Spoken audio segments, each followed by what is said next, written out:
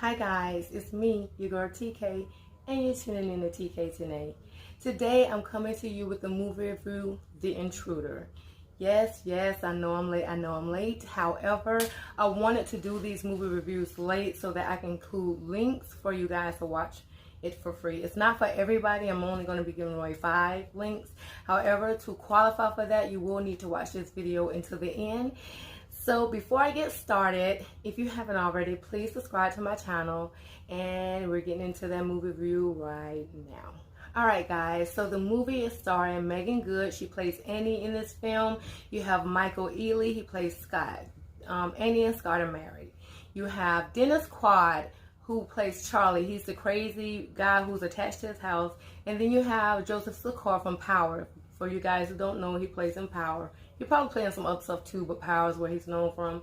He plays Scott's best friend in the movie, okay? So the movie opens up with Scott and Annie. They are in Napa Valley, California, looking for their dream home because they are newlyweds. So their relationship, their marriage is going great. They're both at the height of their careers and everything. And now Annie is in her nesting stage, so she's ready to have kids, start a family. So this is how they meet Charlie. So they go and they look at these homes, and then the home that Charlie has, Annie falls in love with. This is the home that she wants, but Scott is like, maybe we need to look at a couple of more or whatever. But she's like, no, I like this one. Now, in the beginning, when they first meet Charlie, I thought Annie was going to be about that life through the whole movie, baby. Do you hear me? Because she was like, hold on, baby, we got to go. So I'm like, she about to be about that life. The movie is going to be so lit, but that's not what happened in the movie. Again, the movie opens up with them going to Napa, California. They're searching for a home. They find the home that Charlie has, and they agree to buy this home. So it shows them doing that part, and then it shows them moving into the home and everything, and then they put everything up, and you know what's going on next, baby. They got to christen the house. So it's a nice, steamy, romantic part during the movie with them. Now, off rip, Annie and Charlie, they got along well. They had great conversation. They enjoyed each other's company. So she didn't think anything was wrong. But Scott, he wasn't taken that easily. Like, he had nothing against Charlie. He didn't think anything was wrong with him, but he wasn't just so taken so quickly like Annie. However, when Mike came into the picture, off road, when Mike met Charlie, and remember, Mike is Scott's friend during the movie. They had like a little get together after settling into the home or whatever. So Mike meets Charlie, and he's listening to everything he's saying, and he tries to tell Scott, like, yo, Charlie's still attached to his house. Dude is crazy. Like, you need to watch out for him. And here's Charlie, nah, bro, ain't nothing wrong with him. You tripping. I'm just like, that's the problem. Now, y'all don't be wanting to listen to nobody. He trying to tell you this dude is crazy.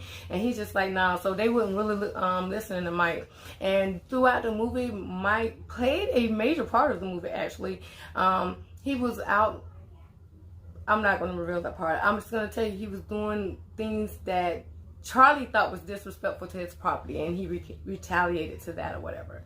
Let's stop for a minute and talk about the director of the movie, who is Deon Taylor. For those who do not know who he is, he also produced Traffic and Meet the Blacks. I think he also did Chain Letter and Supremacy too, but don't quote me on that.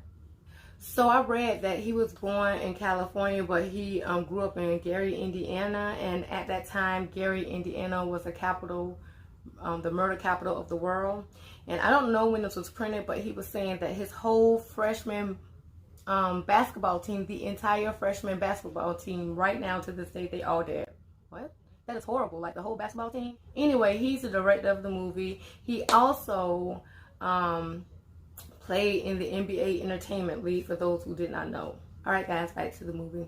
So Charlie is attached to his house, and I'm not going to go into a spoiled movie of telling you why, but the movie does, in the storyline, tells you why he is so attached to his house during the movie. Because of this, now Annie and Scott's world is being turned upside down because Scott keeps popping up. He's doing crazy things, but one of the things I did not like about this movie is the way they had Annie so dumbfounded. Like, she would not have known these red flags was going up. They had her so blind in this movie. It made absolutely no sense. Like, me saying that the sky isn't blue, it's really purple, and she's like, I agree. Like, she was so dumbfounded in the movie. I did not like that. Like, it was so many red flags going up in the movie, and it was just over her head. And Scott was trying to tell her things that were right there in her face, and she was like, "Oh no, he's just lonely. I invited him to Thanksgiving."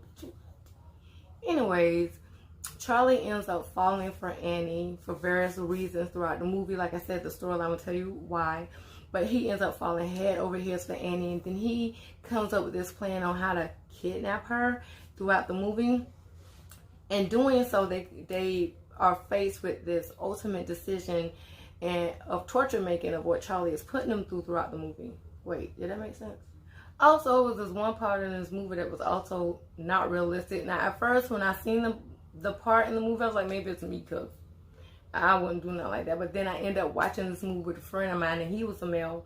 And when they got to this part of the movie, I asked him. So it's a part of the movie where Mike bets Scott to go in the woods, like at 12 o'clock at night, like woods that's 100 yards deep, to go, and it's a challenge. It's a you do this, I'll pay you this. I was like, what the? We do not go in the woods at night. I don't know what y'all, this so unrealistic. Like, I don't give a good, it had to be like $1 million for me to go in the woods. So they end up getting these flashlights, and they go into the woods with the flashlight. Soon as the scene come on, I turn to my friend like,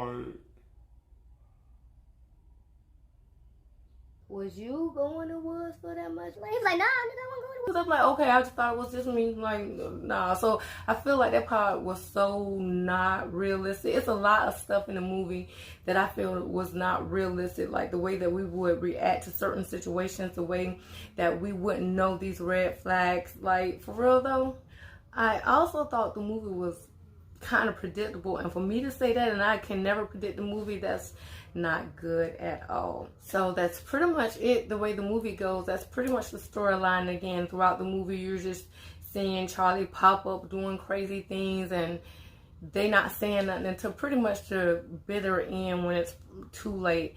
But what she did at the end, baby, that was a boss move. I will give it to you. And when you it was a boss move, but I can't tell y'all what it was. I can't tell y'all what it was. You got to see the movie. It wasn't too much I didn't like about the movie. The only thing I really didn't like about the movie is, like I said, how they portrayed Annie to be so dumbfounded through these red flags. I mean, the whole movie, she didn't have no sense until the end. Like, for real, like the whole movie, she just was dumb. I did not like that. But other than that, the movie was pretty good. Let's see, what did I like about the movie? I like how Annie and Scott portrayed a positive like marriage. However, they still have realistic problems, like everyday, real day problems. And through those problems, they worked it out, and they're still happy throughout the movie. I like that. I also like the fact that Mike's intuition was dead on in the movie. He wasn't like, yeah, you're right, bro, I'm tripping. You know, with Charlie, he was really trying to convince Scott that, yo, you need to be looking into this dude because something is wrong with Charlie.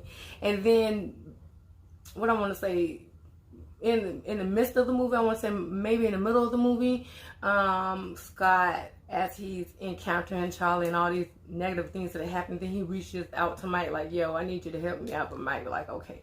Let's see. Also, they say the movie is supposed to be a horror thriller. As scary as I am, I did not jump not one scene. Now, don't get it twisted. Charlie was creepy in this movie by all means. But I feel like he was still predictable. Like, I knew when he was going to do what he was going to do, or I just knew something was going to happen. And like I said, I'm the type of person that cannot predict the movie. So for me to be able to predict what happened, I don't think that's good at all. Overall, the movie was okay. It was all right. Out of 5, I give it a 4.